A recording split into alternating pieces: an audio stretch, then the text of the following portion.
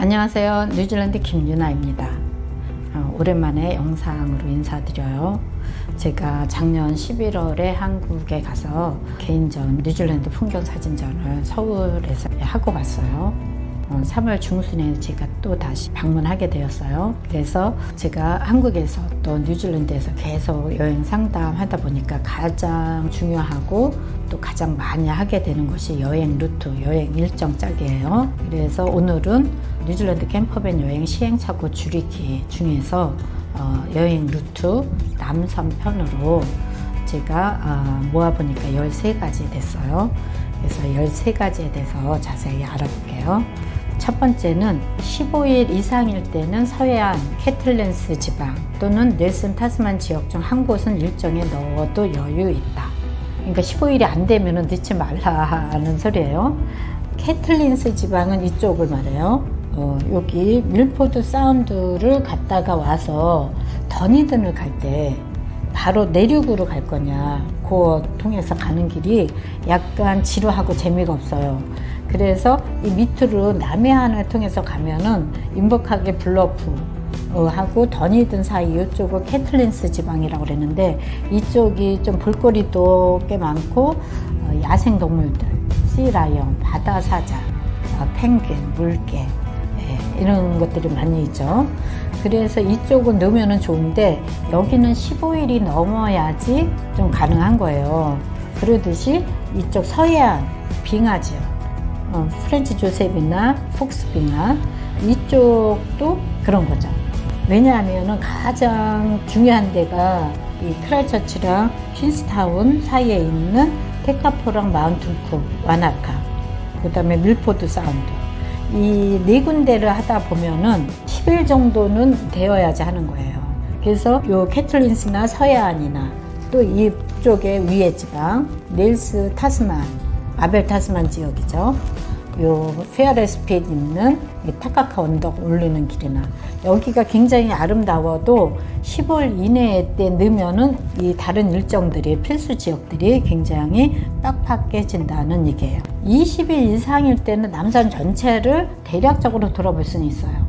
그래도 25일이나 30일은 돼야지 이 세 군데를 다 넣을 수 있을 정도로, 여기 아카로아까지. 그래서 첫 번째 주제는 15일 이상일 때나 이렇게 먼 지역까지 넣어보자. 두 번째는 남북섬 여행을 모두 할 경우 페리를 이용해보자. 이 소리는 제가 자주 했어요. 남북섬 모두 할 때는 섬이다 생각하고 여기 따로 여기 따로, 그러면 여기에 왕복해야 되고 여기 이렇게 따로 해야 되고, 그래서 일정이 효율적이지가 않아요. 왜냐하면 오클랜드가 이 위쪽에 있는데 이 위쪽을 여행한다면 비행기로 가서 이쪽을 갈 필요가 있지만 우리는 이 밑을 여행하거든요. 로토루아, 타우포, 또 가장 중요한 통가리로 국립공원, 통가리로 크로싱이니 루아페우산이니, 여기가 바로 오클랜드에서 웰링턴 가운데 지점에 있어요. 그러니까 여기를 여행을 할 때는 그냥 여기서 한 5시간, 웰링턴에서 5시간, 오클랜드에서 5시간 가운데 있기 때문에 여기서부터 쭉 가는 게 나은 거죠. 갈 수 있는 방법이 없다면 모를까 페리로 가잖아요. 여기 쿡 해협을 건너면은 3시간 반이면 건널 수 있어요. 그래서 지금은 남섬 일정에 대해서 얘기하지만 남섬을 여기서 내려와서 가거나 올라가서 가는 경우도 있기 때문에 남북섬을 다 할 경우에는 10일 이상이 된다면 페리를 한 번은 이용을 해보자. 두 번째였어요. 그 다음에 세 번째, 두 번째랑 연결되는데, 남북섬 여행 여유 날짜가 부족할 때는 페리에서 오버나잇 해보자.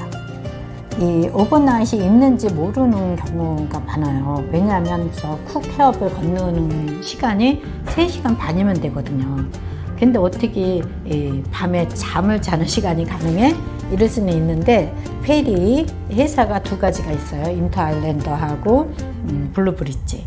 인터 아일랜드에는 없어요, 오버나잇 페리가. 근데 블루브릿지는 3시간 반을 어떻게 운항을 하냐면은 새벽 2시 넘어서 출항을 해요. 그래서 빅턴에 6시쯤 도착을 하는 거죠. 그러면 우리는 언제 배에 탑승을 하냐면은 11시 전에 탑승을 해서 좀 쉬다가 침실 칸에서 잠을 자고 있으면 잠자는 사이에 2시 반 정도에 출항을 한다는 거예요. 그래서 6시에 맞춰서 픽턴이나 웰링턴에 내려주는 거죠. 이렇게 되면은 1박을 그냥 페리에서 했기 때문에 비용도 절감되고 또 시간도 절약되는 거죠. 그래서 여유 날짜가 부족할 때는 페리에서 오버나잇 해보자.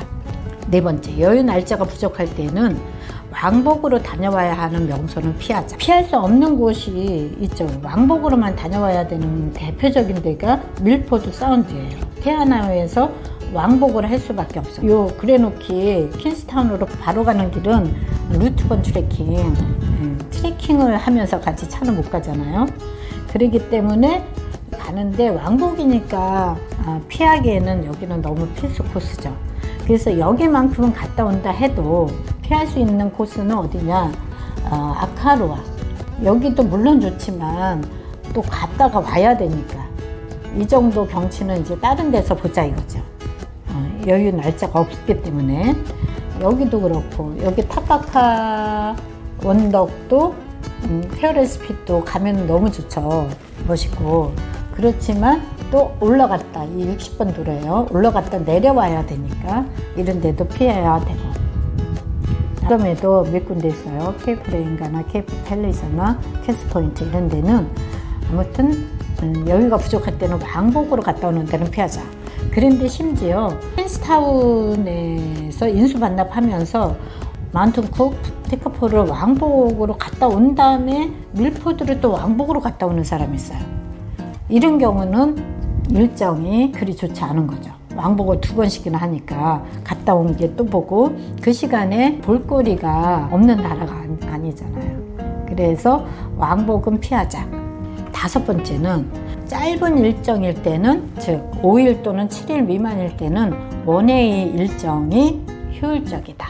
원웨이라는 거는 인수 반납 장소가 다른 거죠. 크라이처치나 퀸스타운에서 인수했다면 반대에다가 하는 거예요.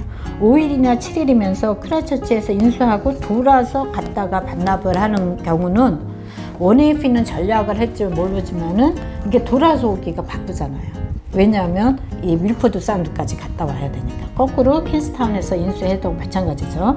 여기 테카포까지는 갔다 와야 되는데 이렇게 갔다가 다시 똑같은 길을 왕복해야 된다는 소리예요. 그래서 5일, 7일 이 미만일 때는 원웨이 일정이 더 효율적이다. 그 다음에 6번째, 반대로 10일 이상일 때 원웨이 할 필요는 없다. 10일 여행을 하는데 원웨이로 또 하시는 분이 있어요. 남섬만 여행할 경우에 10일 이상일 때는 원웨이 할 필요가 없다. 필요가 없는 정도가 아니라 하지 말아야 돼요.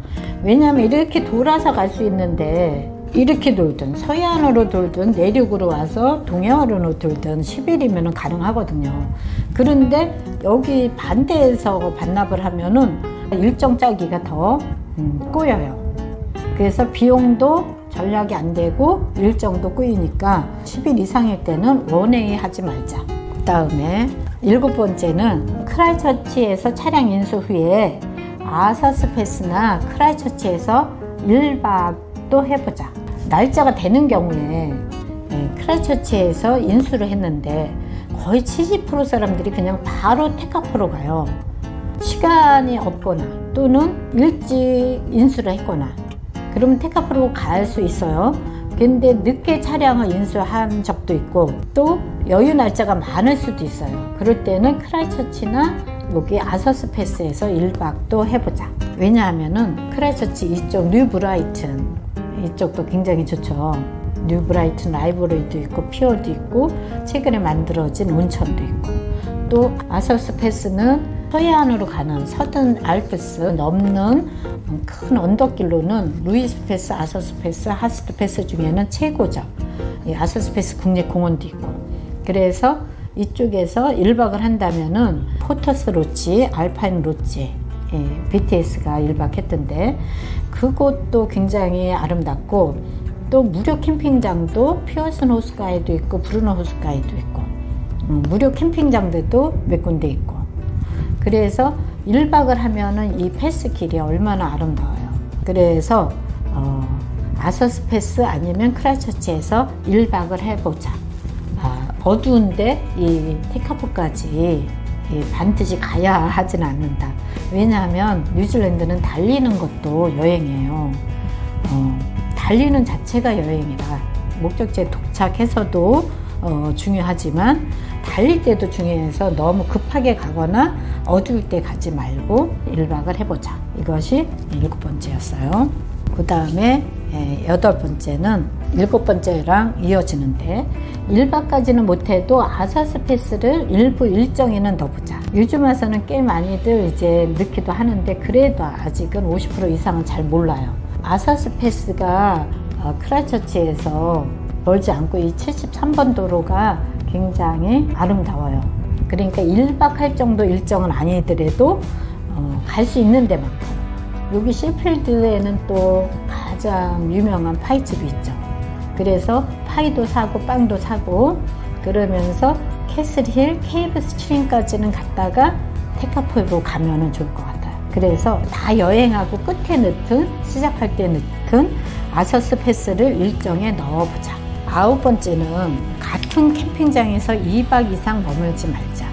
뉴질랜드 교민도 상담하다 보니까 골프 여행을 많이 하니까 퀸스타운에서 4박을 하고 인버카길에서 2박하고 이러면서 같은 홀리데이파크 캠핑장에서 4박, 3박을 할 생각을 하세요.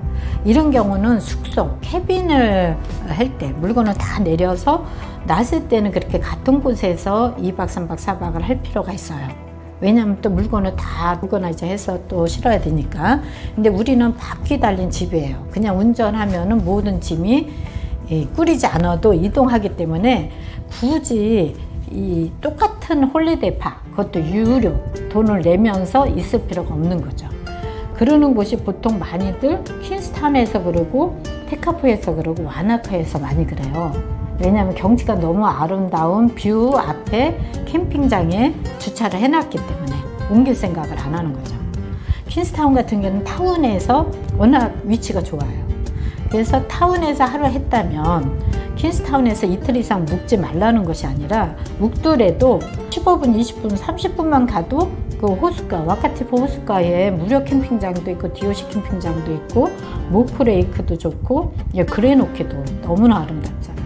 한 달 여행하신 분이 가장 어디가 아름다웠냐 좋았냐 물어보는 거 제가 많이 하는데 이 그레노키가 가장 아름다웠다 이러기도 해요.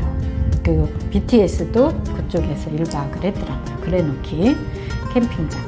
이런 데가 저렴하기도 하지만 굳이 똑같은 그 타운에서 2박을 할 필요는 없잖아요. 우리는 바퀴 달린 집이라서 기동력이 있고 이동이 쉽다. 그래서 같은 캠핑장에서 2박 이상 머물지 말자.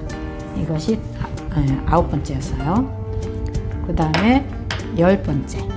온천 있는 곳에서 1박 일정을 넣어보자. 어떤 분들은 온천을 아침에 하기도 하고 점심 때 하기도 하는데 저녁 때 하면은 좋은 것이 온천을 하면 이제 샤워까지 했기 때문에 유료 홀리데이 파크를 갈 필요가 없는 거죠. 그래서 밤늦게 온천을 하고 무료 캠핑장 가면은 딱 좋아요. 그리고 온천 좋은 시기가 또 여름보다는 봄, 겨울, 가을이잖아요. 그 시기가 은하수 계절이에요. 은하수는 무료 캠핑장에서 자면 그냥 문만 열고 나오면은 별이 쏟아지죠. 크게 온천 있는 곳을 보면은 퀸스타운에 온센 스파가 있고 테카포에 야외 온천 테카포 스프링이 있죠. 그 다음에 유명한 미네랄 온천 해머 스프링이 있고 또 온천 수가 좋은 오마라마 핫터브가 있고 이 오마라마 핫터브 같은 경우는 온천하고 그 옆에 바로 무료 캠핑장 마우리르 강 쪽에 무료 캠핑장이 있어요. 테카포 온천장에도 DOC 캠핑장이 또 있고 테카포 같은 경우가 특히 더 그래요. 여기는 별 투어도 있고 온천장도 있고 또 별을 보면서 밤늦게 하는 온천도 운영을 해요. 밤늦게 온천을 했는데 굳이 유료 홀리데이 파크를 갈 필요는 없잖아요. 이 테카포 호수 뒤쪽으로 가면은 호수가 또 있어요. 알렉산드리나 호수, 맥그리거 호수. 그런데 DOC 캠핑장이 너무나 좋죠. 별이 가장 많이 쏟아지는 데가 이 테카포 지역이잖아요. 근데 별을 보러 유료 홀리데이 파크에서 편한 양치교회까지 걷는데 20분 넘게 가죠. 차를 또 몰고 가야 되죠. 이런 불편함보다는 그냥 온천하고 무료 캠핑장, DOC 캠핑장에서 잠을 자자. 또 이 화풀 있는 곳이 최근에 만들어진 크라이처치 근처에 마운트 헛 스키장 근처에 멜서본 타운에도 좋은 온천장이 생겼어요. 그 다음에 크라이처치 동해안 쪽에 뉴 브라이튼 여기 또 온천장 생겼죠. 프렌치 조셉 쪽에도 온천장 있죠. 그러니까 온천장 있는 곳에서는 1박을 해보자. 이것이 10번째였어요. 다음 11번째.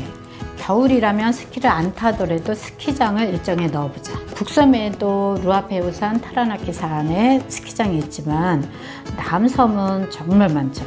서던 알프스 산맥이 있기 때문에 아름다운 스키장들이 곳곳에 많아요. 그런데 겨울에 스키나 보드 안 탄다고 안 가시는 분들, 일정에 안 넣는 사람들 많아요. 퀸스타운의 리마커블 스키장도 유명하지만 코로나 피크, 온센 스파 근처에 있는 코로나 피크 스키장에는 몇 년 전에 곤돌라 새로 생겼어요. 그래서 사철 운행되는데 스키 시즌엔 더 좋죠.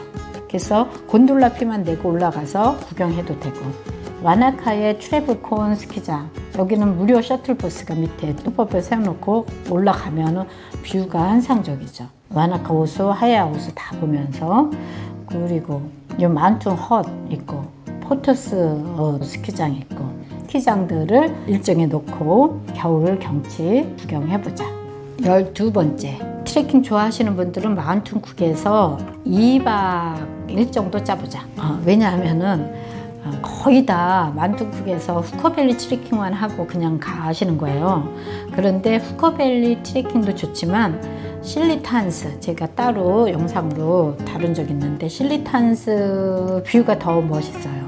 그래서 실리탄스까지만 가도 되고, 더 올라가면은 뮬러 헛, 뉴질랜드에서 가장 뷰가 아름다운 산장일 거예요. 그 산장에서 1박을 해도 되는 거예요. 1박비가 35불 정도밖에 안 하는데 미리 예약만 하면 돼요. 그래서 뭐 밑에 캠퍼밴 두고 위에 올라가서 1박 해도 되고, 그래서 1박뿐 아니라 2박을 해보자. 마운틴 쿡에는 화이트 호스 힐 캠핑장이 DOC 캠핑 중에서는 남북섬 최고예요. 거기에서 1박도 해보고, 또 그랜테너 홀리데이 파크, 유료 홀리데이 파크도 좋지만 그 푸카케 호수 끝날 때쯤 또 무료 캠핑장도 무료 캠핑장 중에서는 최고예요. 그래서 1박만 하고 가기에는 아까운 곳이다. 그래서 트레킹 좋아하시는 분은 그 2개 말고도 트레킹 코스들이 많이 있겠죠. 만주국에서 2박 정도 일정을 짜보자. 마지막 13번째. 이거는 제가 자주 강조했는데 한 이틀 전에도 또 이런 경우가 있어서 다시 마지막에 넣었어요. 국제항공권 발권 전에 여행 상담, 캠퍼밴 예약 가능 여부를 먼저 체크해보자. 왜냐하면은 항공권을 다 발권한 다음에는 일정을 조정할 수가 없잖아요. 성수기 때 풀 부킹 돼서 못하는 경우 말고요도 풀 부킹 돼갖고 차종에 따라서 없어요. 오클랜드니 퀸스타운, 크라이처치로 보통 국제선으로 들어오는데 인수 반납 장소에 따라서 가능한 차종이 있기도 해요. 그래서 저희가 찾아주기도 하는데 이미 픽스 돼버렸다면 바꿀 수가 없잖아요. 그래서 국내선 페리 같은 거야 당연히 나중에 하지만 국제선 항공 발권은 캠퍼밴 예약 가능 여부를 먼저 체크한 다음에 하자 였어요. 이상 뉴질랜드 캠퍼밴 여행 시행착오 줄이기 여행 루트 남섬 편이었어요. 오늘도 영상 시청해 주셔서 감사합니다. 저는 다음에 좋은 영상으로 찾아뵐게요. 구독, 좋아요, 알림 설정 부탁드려요. 감사합니다.